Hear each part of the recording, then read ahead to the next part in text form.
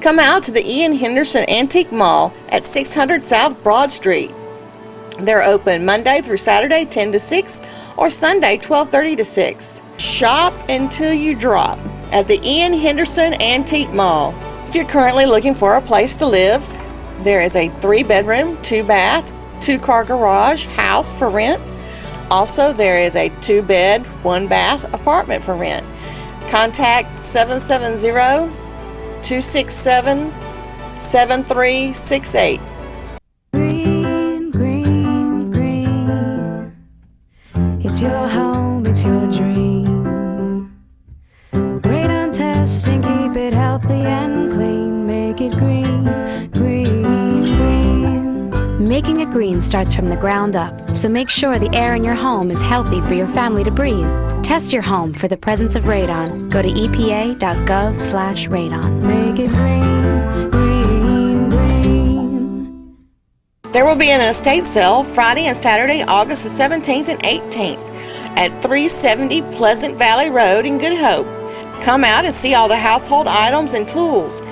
This estate sale is presented by the Tollers.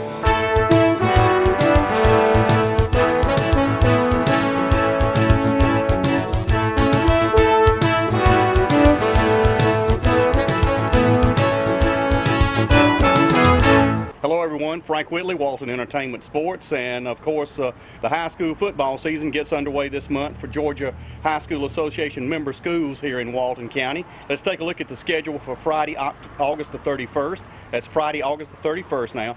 Loganville will be at Monroe area. The two teams have not faced each other since 2009, and Monroe's going to be trying to end a big losing streak against Loganville on that particular Friday night.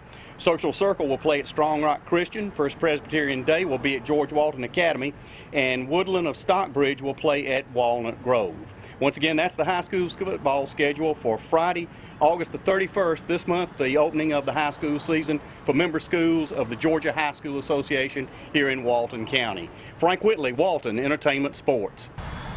Hello, I'm Berlin Deaton, and along with Paul Mullins, cameraman, and we're in Barrow County, above Winder, north of town, and an unusual man has an unusual operation here, and we're going to show you and tell you all about what's going on. And this man is a man that has evidently, you've got to be really mechanical minded in order to do and show us everything that you have today. Emery? Thank you for coming out to see me today, and like to show you some of my items I've restored and built today, and one of them would be this gas pump here. A working gas tank, and how old would you say the gas tank is? I think this was made of around 1923 to 27, according to my serial numbers I can find on it, my cast-in numbers. And it actually works? Yes, sir. And you told me you used to use one of these when you was younger, so I'm going to let you pump some fuel today. We need something to go in my hit and miss engine in a few minutes when we get ready to fire that up. So I'm going to let you pump a couple of gallons and see if it brings back any memories when you was growing up. Okay, and this, of course, has the mobile gas sign. This has the mobile gas sign at the top. Yes, and the situation is that you pump up how many gallons a person would want, and then it would free flow out. Yes, sir. It was called a gravity-fed pump. Right. So I'm going to unlock it. I hadn't pumped any today.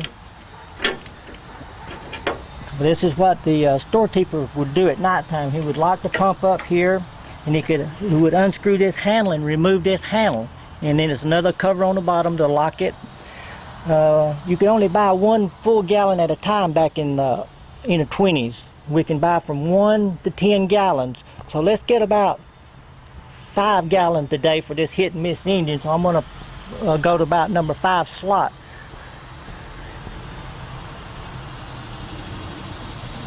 Okay, and you notice this shaft going up. That's going to be where we couldn't cheat nobody back in the old days. Or the gas attendant couldn't cheat anybody when they was putting the fuel in their automobile. Well, what are you talking about? You cannot cheat anybody. Well, when we start filling up, I'm going to show you where the fuel's going to go. So I'm going to let you hand pump. If you remember how, just go left and right, yeah? It's going to take a few pumps, and you can go fast as you want to. it's going to take a few pumps. You feel it's getting priming now.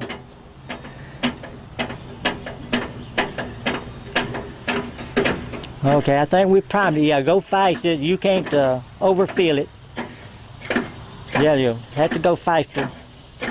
There you go. That's going to work.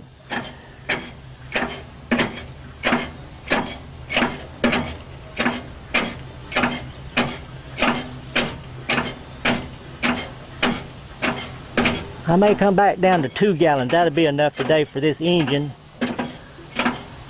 Okay, we've got 2 gallons now. All right, you can see we're even with that top shaft I was showing you.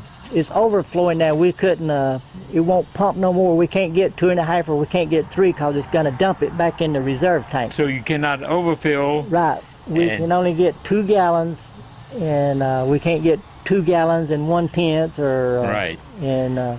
So it's measured automatically. Yes, sir. There was some people that come out that would adjust it for the store owners and for the public, where it would be the correct reading. The correct reading, and it automatically drains down if you go over. Yeah. That is amazing. Yes, sir. And But you happen to run up on something like this. well, I had a friend that knew that restored tractors and liked to mess with antique stuff.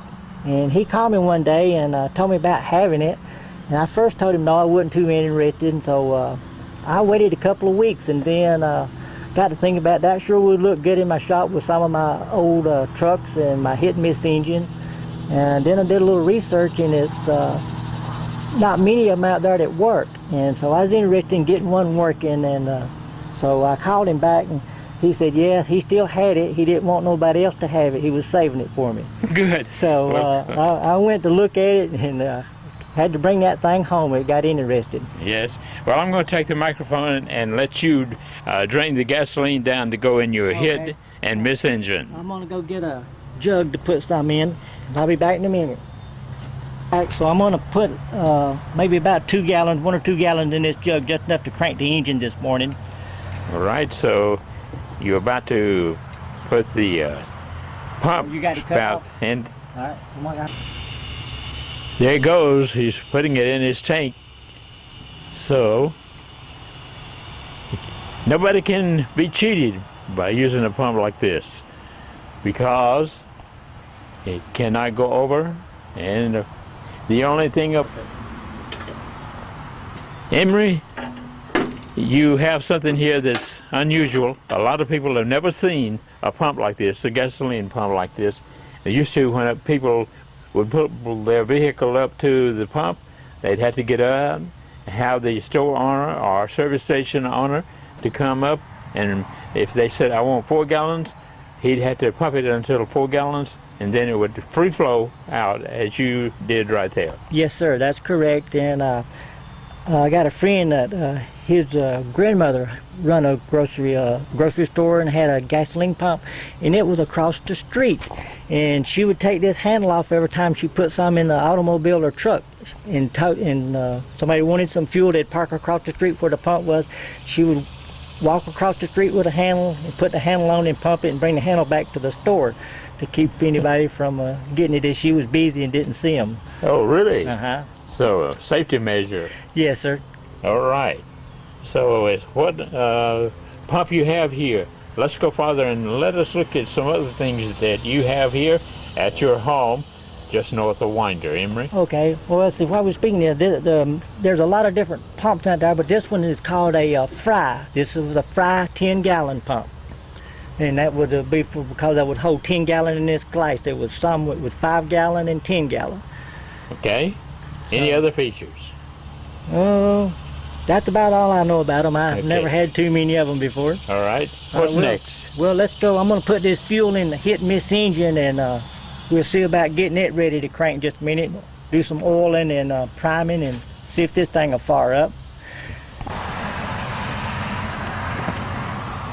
Okay, we've got the fuel in the engine, so I'm going to climb on board and do some oiling and see if we can fire this thing up. Okay, I'm going to be talking to you as you do that. Okay. So the gasoline that you put in there, did you put the gasoline in some type of tank?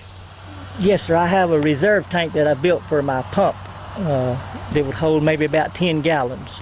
Okay, I'm talking about When you put yes, it sir, in yes, sir. The fuel tank is built under this engine. You can't see it, but you see the plumbing where it goes up under my engine is where the fuel tank is for this. And what are you about to fire up here? This is a 12 horsepower 1906 International Harvest Company engine. It was found in Warren County, small town called Camac. It was running a cotton gin, where we believe it was bought new and was still there about 2 years ago when I brought it home. So you actually found this in the woods of a farm that you bought? Yes, sir. It was an old farm place, and when I was buying it, I heard it used to be a cotton gin around, and then after we closed, I was able to find it about 3 days later. I thought it was going to be gone, but I found where it was grown up between trees, and so we took a rollback truck and a small bobcat. We had to take the bobcat and cut roads through the woods and cut the trees, and then we drug it up on the truck with a winch on a rollback truck and brought it home. And maybe we can add these pictures to the movie, some before and after pictures here. This is going to be the radiator today that's going to keep this engine cool. The radiator, I'm going to add some water and antifreeze to it today. What a big tank you have there. Well, thank you, but this is the radiator like we have on our cars today, or try to keep this engine cool. It's made a lot different, but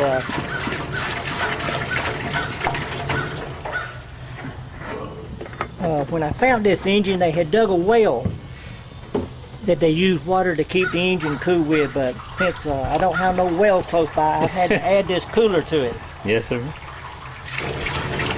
When it's running, we're going to see water come out of the black pipe up here, and it should run down here and it'll cool off and recirculate again. Exactly what is this type of engine called? A hit and miss. A hit and miss international. Okay, so well, explain hit and miss to us while you're putting the water and the antifreeze in. Well, hit and miss was built and made to save fuel. Even in the 1800s, when the first hit and miss engines was made, they was had saving fuel. And once it pops, it's going to sit here and it's going to coast. It may coast 30 seconds to sometimes nearly 1 minute before it'll pop again. And while it's coasting, my exhaust valve is going to stay open to let it freewheel longer. And then it would eliminate using all the extra fuel for that amount of time. So this engine is actually a fuel saver. Yes, sir. Just like some of the newer automobiles today, that the cylinders are cut off after they reach a certain RPM or miles per hour. They was doing it mechanically back in the 18 and 1900s for the fuel, to save the fuel. So how much fuel per hour, if this engine was running 1 hour, how much fuel do you anticipate that it would burn? I honestly don't know that question. I've only run it maybe 3 hours at a time and never really tried to measure, and I keep retuning. Okay. So I just don't know exactly what they would advertise. So now this is going to be a automatic oiler where we can look in here and see it drop, and it's going to take about 8 to 10 drops per minute to save my cylinder and piston rings to keep it from scarring up. So I'm going to get my oil can and oil cup while this here is dropping, and putting some oil on my piston and do some manual lubrication. What an oil can you have? Well, you have a smaller one. Yes, sir. You have a bigger one there. Yes, sir. Sometimes I use this for my main bearings, but I got plenty in here today. I think I'll just use my small one today. So I'm oiling my exhaust valve right now. This was my intake valve. This is my rocker arm. Okay. Put a drop or two on my magneto. Okay, I'm gonna go around here and oil my camshaft. What is the meter for? This is the water temperature, where I can keep a watch on the water temperature during the day. Okay, I'm oiling my camshaft gear here. Now, this is my main bearings. Put a few drops here. This is my water pump cam here. And I'm going to go back here and turn on my rod bearing, put some grease on my rod bearing. And these are my automatic governors and weights here.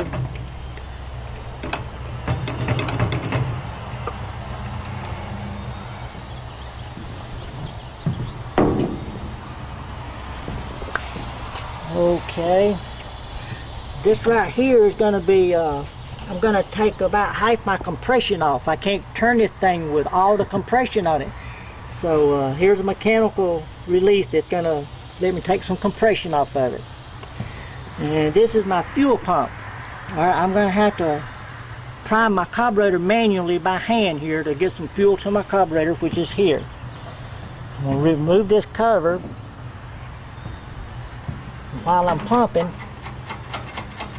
all right, I see fuel coming up, and it's got an overflow pipe, so I can't flood it right here.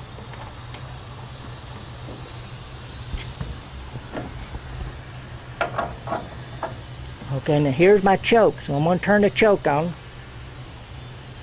All right, this here I can advance and retard my timing, so I'm going to retard my timing where maybe she won't keep back when I'm trying to crank it. Okay, around here I've got a compression release, so I've got it closed, so we should have some compression here. This is my needling seat. I have to turn my needling seat a little bit rich to start with, but after she starts running, I'll cut the fuel back just a little bit, and it starts heating up, and I can run a little leaner.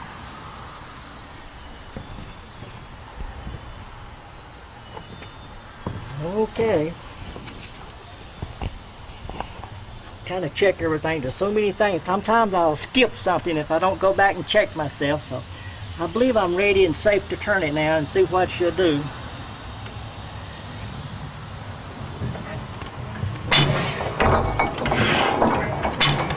Ah, she cranked good. This is the first time it's been running 3 or 4 weeks, so I'm proud she's trying to fire up this good.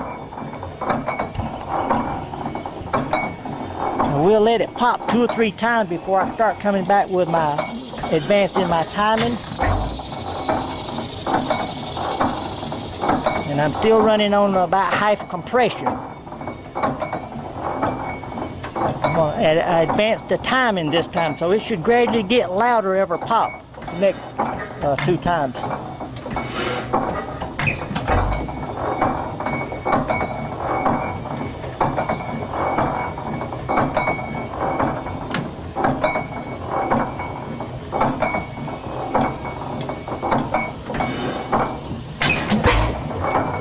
Okay, I'll put the compression back that time, so maybe she'll run. We're under all full compression now. And this was used to pull a gin. Yes, sir, a cotton gin in South Georgia, Warren County. And you have restored it, you brought it up to date, and it looks good. Well, thank you. It took me and 4 or 5 throughout the United States to do this project. Without my help, I could have never done it. It took us hours looking for parts, and we had to machine a lot of pieces for it. We had a foundry to even cast us a new gear, machine shop to remachine it. We've had to make new intake and exhaust valves. So it's been pieces come all over the United States and to get it together. Why is it slowing down? Oh, we're saving fuel or saving gas. Should pop. This is how we're saving the fuel. Okay. But now if we was working and we had the cotton gin hooked up or a sawmill, this could be used for just anything you put the belt to on the other side here. I would control my RPM with my governors. So I've got it running slow just to show people.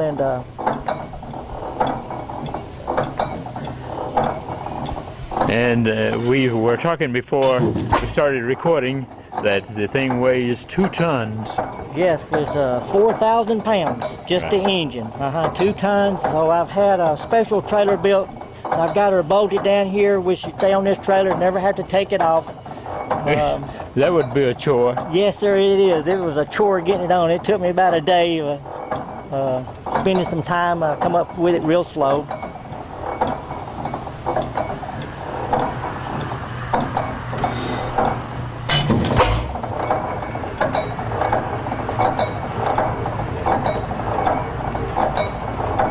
That's a big cylinder. Yes, sir. I think it was 7 inches, 750 thousandths, and it's got a 1 foot stroke, and we figured it up. It's got over 540 cubic inch for 12 horsepower. Really? Yes, sir. So it slows down, and then it hops, and it goes back to work again. Yes, sir. It's kind of telling the engine we can't turn no more. If we need the power, we need the pop to keep on going, and so that's how it's doing it. It's doing it all mechanical. You can see my exhaust valve is staying open right now, and right before she far, you'll see this here move, making compression on the light stroke for it to pop. So when it's slowing down, it's saving fuel. Yes, sir. It's just coasting. It takes no fuel to do that. Okay, let me check my water cooler. I may have to add some more water. Let me see if it's working. Okay, so what kind of machines they made in the past? And this motor pulled cotton gin.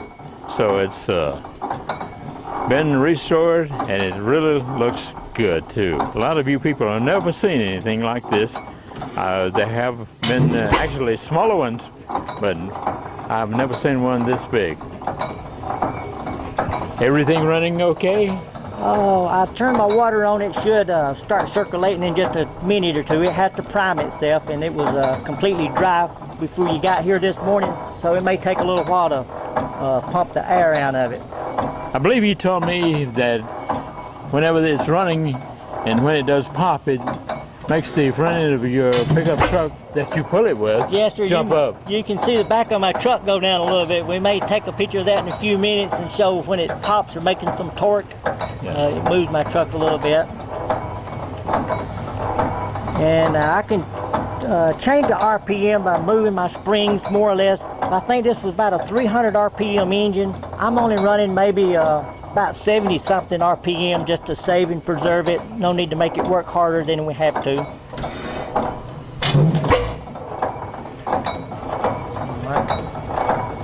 Turning my fuel down just a little bit as she starts to heat up.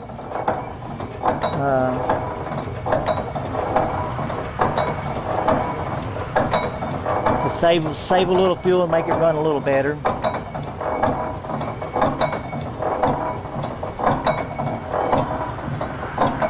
So there's a lot of weight slinging round and around by those big, huge wheels turning. Yes, sir. There was no safety. OSHA wasn't too involved back in these days for any safety, so we have to be very careful. And I shouldn't even get off the trailer and never leave it running.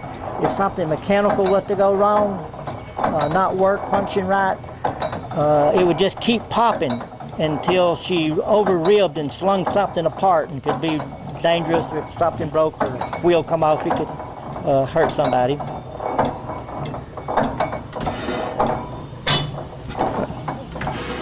So something clicked. I turned my fuel down too much. I had to open it up a little bit more.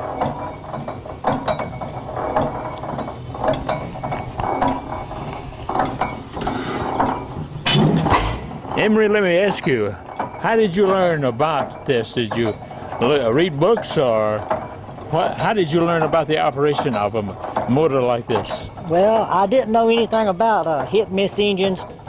So the first thing I did after I found it, discovered what I had, I went to a tractor show and hit and miss engine show, and I run into a man named Mr. Bones Perry. Everybody at the show said go see him. So I found him that about the end of the day, told him what I had. He told me he was very interested in it. He had one exactly like it, but half this size. So him and his friends, and then the 4 or 5 throughout the United States is what would help me send me some books and manuals and talk to me and tell me which way to go next. So I had a lot of help with it. Okay, well, good.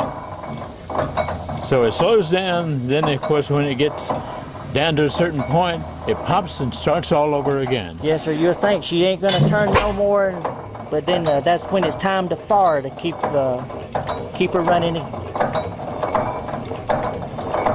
Amazing. Hit and miss engine. So It would really make a lot of noise if you did not have a muffler on the motor. it is a little louder. Not maybe as loud as you would think it is, but I have put a straight pipe on it just to listen to it, but it is some louder without no muffler. Okay.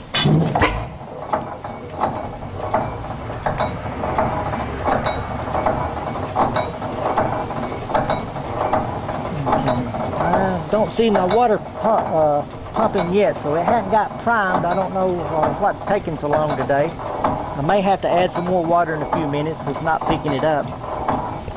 So that's your radiator on the back. Yes, sir. And you just put a lot of antifreeze and water in it. Yes, sir.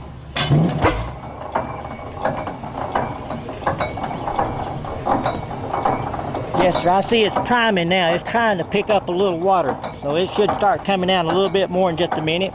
I think he's back here taking a picture of the radiator working.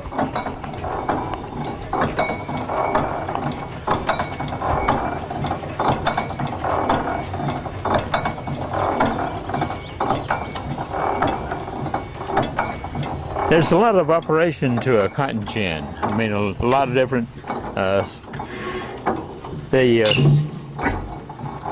seed separator from the cotton, from the lint, and everything like that, and then getting back to where they bale the hay. So this type of machine here would actually pull the entire gin.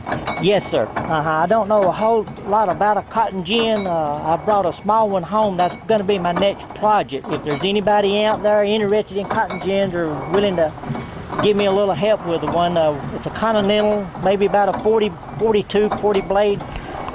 May take a look at it before you leave today. But that's my next project. When will it start making the front end of your truck jump up? Oh, it should do it now. If we next time we look, or the next time she pops, we might see the back of the truck go down just a little bit. All right, it's about ready to pop again because it's slowing down. So we'll watch the back end. Oh, okay. That's a lot of compression. Well, it's just a little bit of torque on the engine when she's getting ready to fire.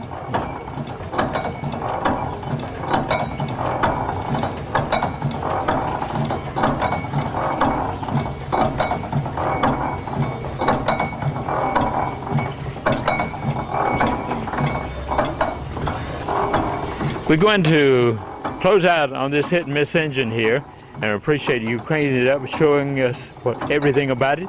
And we're going to move on to some other projects that you have going on here, Emery, and the fact that we certainly appreciate you bringing this out and letting us look at it, seeing it run, what an experience it is to see it run, and the fact that I'm sure you put a lot of hours in on this. Yes, sir, and thank you much for coming out today. I've enjoyed showing it to you. Give me an excuse to fire it up. I love to run it, and like to have visitors and talk to them about anything old and antique. So look forward to seeing you at the next tractor show or hit and miss engine show, maybe. We're going to look forward to seeing you down in Bostwick, Georgia, the first weekend in November for the annual Cotton Gin Festival down in Bostwick, with this thing going through on the parade. I certainly hope you have plans to do that, and we'll be looking forward to seeing you there. Yes, sir, I do, and it'll be the first time I've ever went down, and be the first time I showed the engine after it's been finished. So I'll be looking for you at Bostwick. Thank you, Emery, and thank you for our visit today.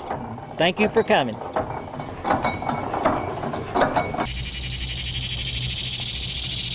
Emery, you have a lot of interesting pieces of equipment here, and what do you have right in front of you? Thank you.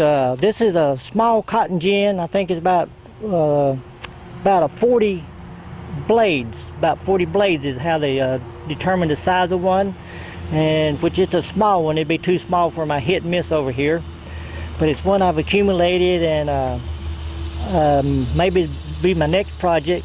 I'd like to get this thing working and in good shape.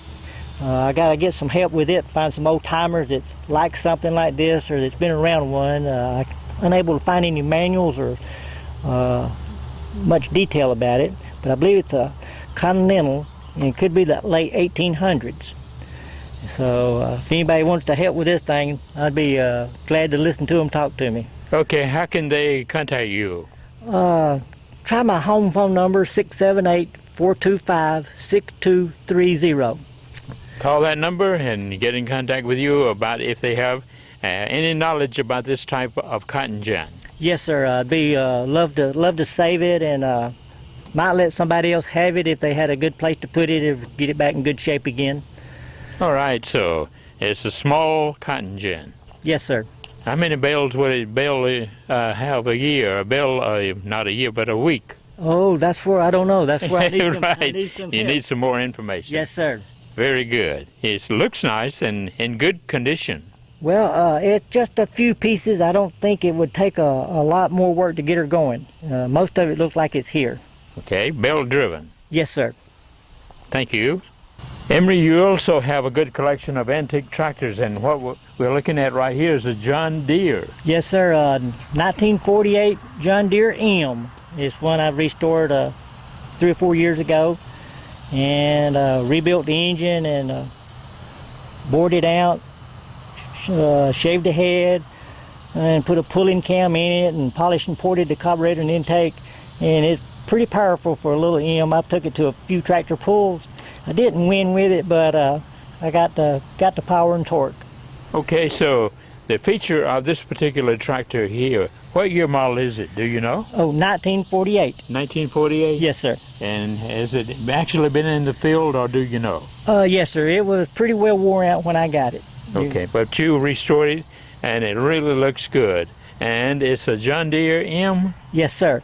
So we have a guy that works with Paul and myself for the Cotton Gin Festival first weekend in November down in Bostwick, Georgia, and he, as Paul already told you about, he of course is retired from John Deere, and he knows a lot about them, and he would be thrilled to see this particular kind of tractor since it is green. Yes, sir.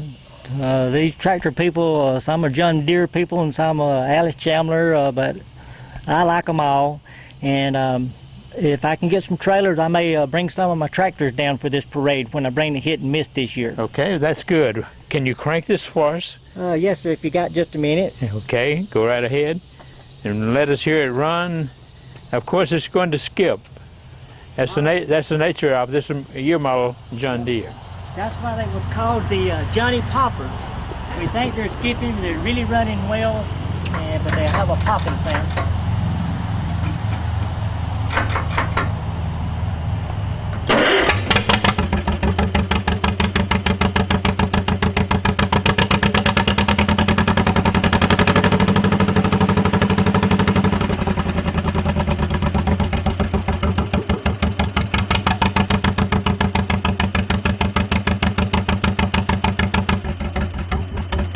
It's definitely a John Deere.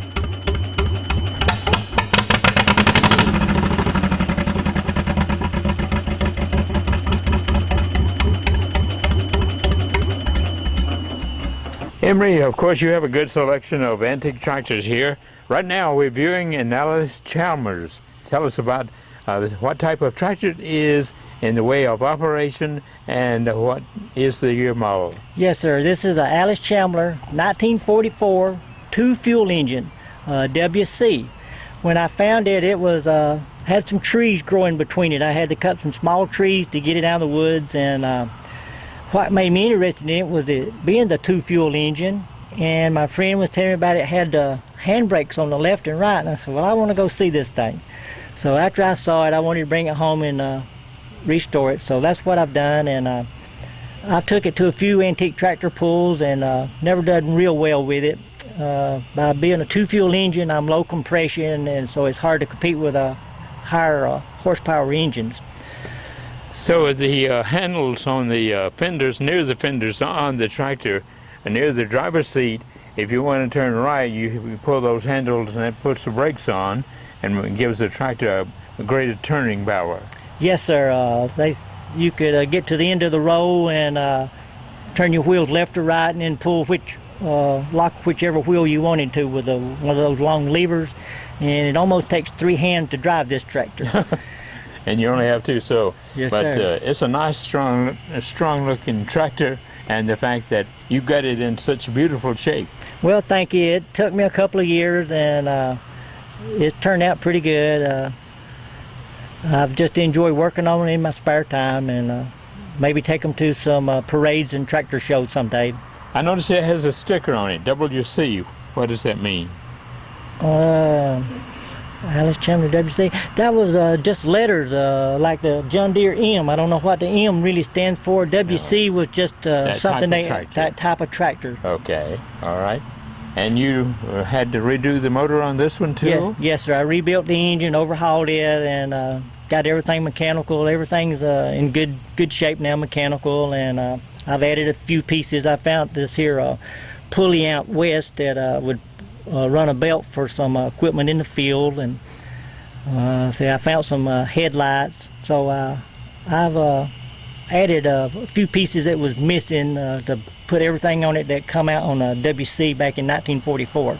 Being a farm boy myself, when I was being raised up, and the fact on the farm, we had a Farmall M, and the pulley would pull a saw to cut wood. It was attached to the front end of the tractor, or it would pull a syrup mill grinder to grind the cane and make the juice flow out of it. Yes, so sir. this actually, the pulley here is actually used for many things. Yes, sir. There's, like you say, there's no limit to what this tractor could do or would do in the field, or it was just whatever you hooked it to, it was able to run it that day wherever you parked it and hooked a leather belt to it. Good looking tractor. Alice Chalmers. Can you explain dual fuel? Dual fuel, that was kind of new to me and interesting when I bought the tractor. But back in the 40s, the taxes, is what I understand in here, that was so high on the gasoline, and so they come out with a dual fuel, and some people called it distillate, some call it diesel. The old timers tell me to mix maybe 1 gallon of gasoline with about 4 gallons of diesel. So I did that. I have 2 fuel tanks, and I had to fire it up on gasoline, and when the engine heats up and gets hot, I can turn my gasoline off and turn my distillate on, and she'll sit there and run. She makes a little bit of smoke. If the engine's hot, I can turn it off and it'll crank right back up. But at nighttime, the farmer would have to turn the distillate off and make sure he had his gasoline turned on and fill up the carburetor, or it wouldn't crank the next morning. So he had to be careful at night when he put it up to keep from draining all the fuel out the next day to get her to fire up again. You have a crank style ventilation for the radiator.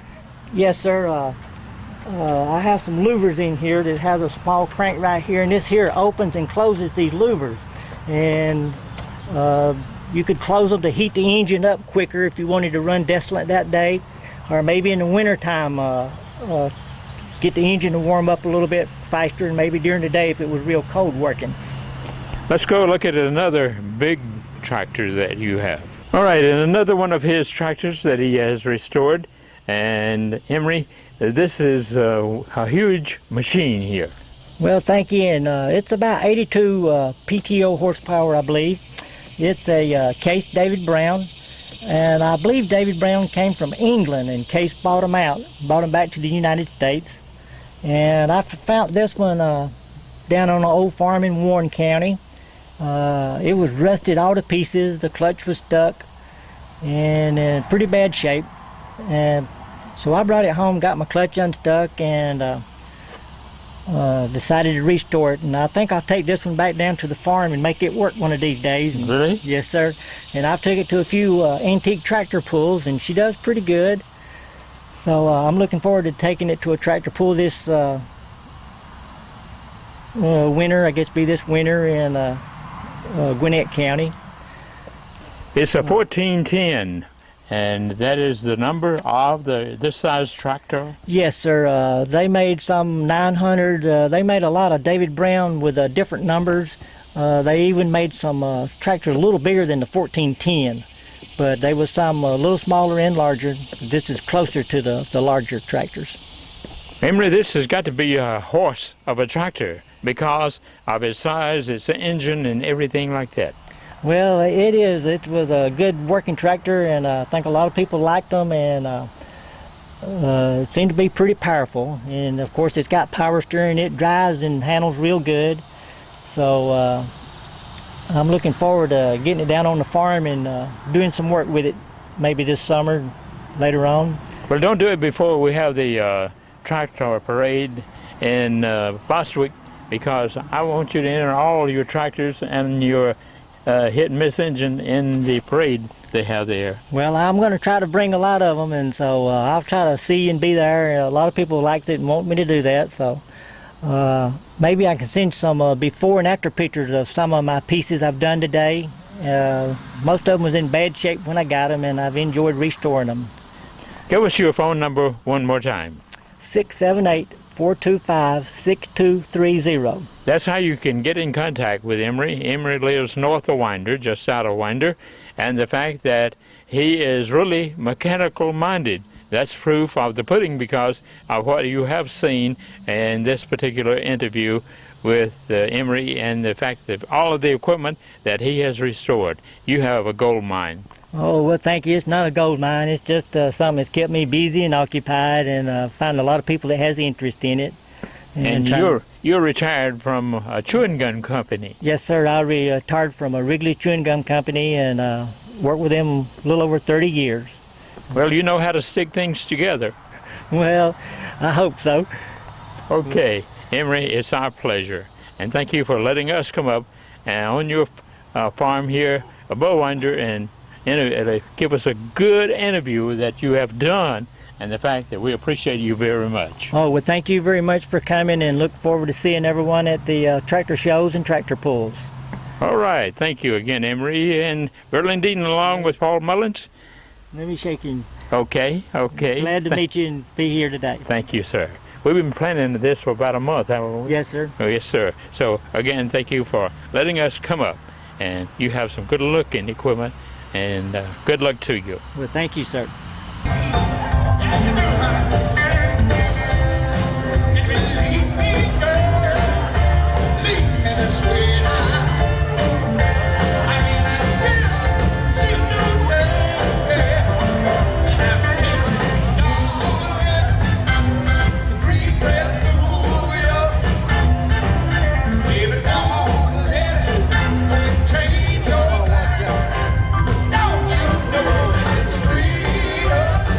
On the other side.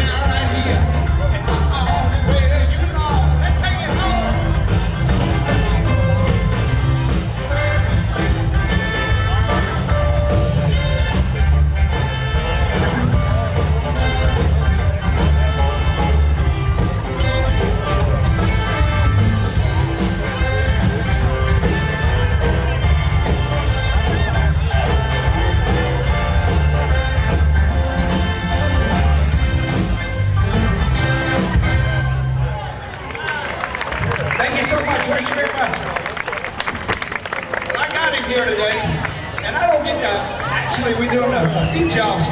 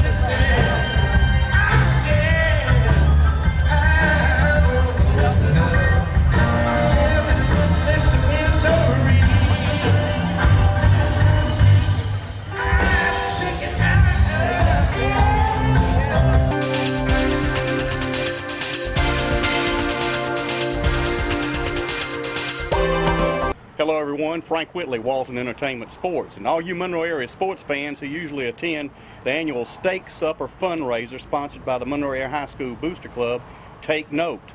The Booster Club has moved the event to October. Booster Club spokesperson Karen Brown told me the event will take place in October. The Booster Club is hoping to use the first weekend of that month for the annual fundraiser. The Steak Supper fundraiser has always been held on the Thursday night before the Purple Hurricanes' first football game of the season. So keep that big change in mind of moving the event to October. Walton Entertainment will have PSA announcements about the fundraiser starting in September. Frank Whitley, Walton Entertainment Sports.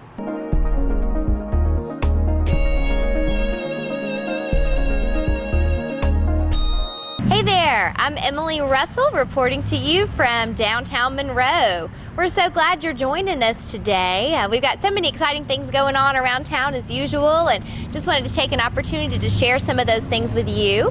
Hopefully this past Friday you came out to hear the Brothers of the Road Band, which is an Allman Brothers tribute band. They just put on an excellent show and we were just so grateful to have them, so hopefully you made it out for that. In addition, hopefully you came out to our farmers market or rode in our antique trolley. Both of those were going on this past Saturday. Hopefully you came out and took advantage of those things. So if you have not done either of those things, I encourage you to come out. Our farmers market is every single Saturday starting at 8 a.m. and running all the way to 1 p.m. The farmers market offers a variety of fresh fruits and vegetables that are all locally grown in and around Walton County. In addition to local produce, we also have local vendors who feature their artistic talents, whether it be through their crafts or whatever it is that they have to share with others. So hopefully you come out to enjoy that with us. Again, that is every single Saturday. In addition, our antique rail, the Monroe Antique Rail, runs every first and third Saturdays. Just a great opportunity for you to get to see some of the scenery in downtown Monroe, as well as visit the antique malls, shop in our downtown stores, dine in our restaurants, whatever your heart's desire might be on those first and third Saturdays from 10 a.m. until 2 p.m. Admission is free on the antique rail, so we encourage you to come out and take advantage of that. Lastly, our next big event that is coming up is the Swingin' Medallions First Friday concert. That will be the first Friday in September, which is Friday, September the 7th. Wheels will be opening for them. They'll be the opening band starting at 5:30 right here on the courthouse lawn. And then the Swingin' Medallions will be taking the stage at 7 o'clock to just rock us on into the evening, having a great time, enjoying the sounds of the Swingin' Medallions and just the environment and everything here in downtown Monroe. So be sure and mark your calendar. Again, that is Friday, September the 7th. The Swingin' Medallions will be here in downtown Monroe. In addition, VIP tables are available.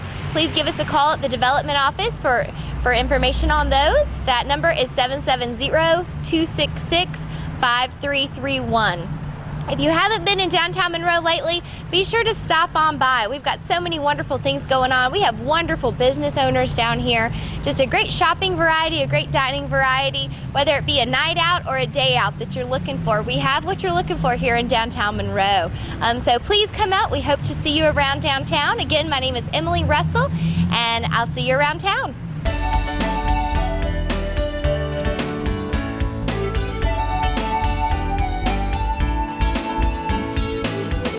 Thanks for tuning in today. We're going to show you the dogs and cats that are available for adoption here at Walton County Animal Control. Yeah, it's back to school time, but don't back off if you're looking for a family pet. We've got a lot of great ones here. You know, we get all kinds of different dogs in. People think you just have ugly or sick mutts at the pound, but we've had a purebred husky in. We've had a lot of different purebred dogs that come through here. And so you can always either come by the shelter. Every afternoon from 2 to 5, we're open for general viewing, and select Saturdays we're open from 10 to 2 for you to come and look. Or if you want to look online, we keep all the pets posted there. That's waltonpets.net.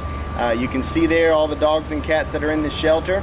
We also have our adoption fees and procedures listed there as well. But as always, we haven't gone up on our adoption fee. It's only $40 to adopt a dog or a cat. For the cats this time of year, we'll do 2-for-1 adoptions. One $40 adoption fee will get you 2 great cats. We'll vaccinate them both, deworm them both, and you're eligible for a discounted spay-neuter on both of them as well. So no reason to go out and buy a pet. Come on down to Walton County Animal Control or look on our website and you can see what we have for adoption here. We got a 3-month-old female kitten.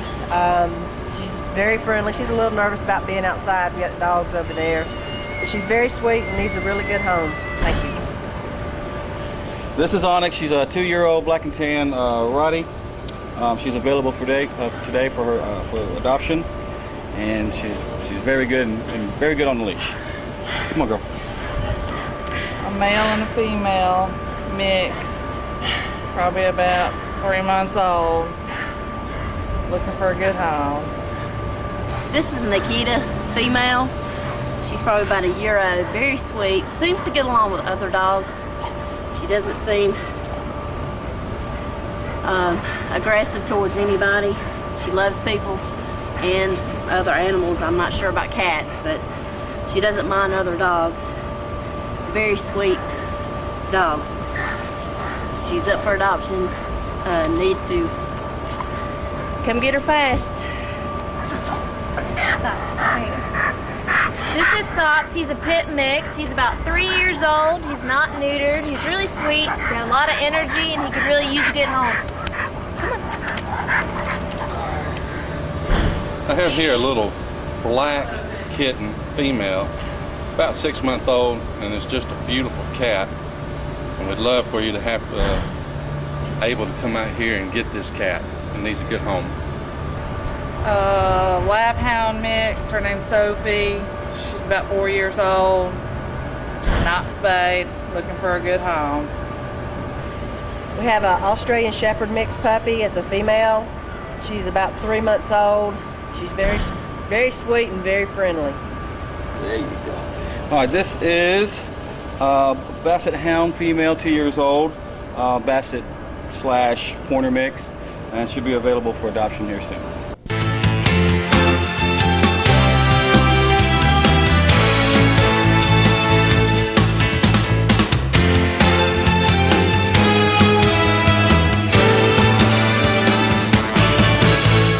There will be an estate sale Friday and Saturday, August the 17th and 18th at 370 Pleasant Valley Road in Good Hope. Come out and see all the household items and tools. This estate sale is presented by the Tollers. Come out to the Ian Henderson Antique Mall at 600 South Broad Street. They're open Monday through Saturday 10 to 6 or Sunday 12:30 to 6. Shop until you drop at the Ian Henderson Antique Mall. If you're currently looking for a place to live, there is a 3-bedroom, 2-bath, 2-car garage house for rent. Also, there is a 2-bed, 1-bath apartment for rent. Contact 770-267-7368. Creative Signs, we make large and small property and business signs, full-color, digitally printed banners, as well as vinyl lettered ones for celebrating special events. Yard signs for selling your home or making special announcements like your graduating senior. Turn your vehicle into a moving billboard with vehicle lettering or magnetics. Creative Signs, Monroe, 770-267-7368. Green, green, green. It's your home, it's your dream.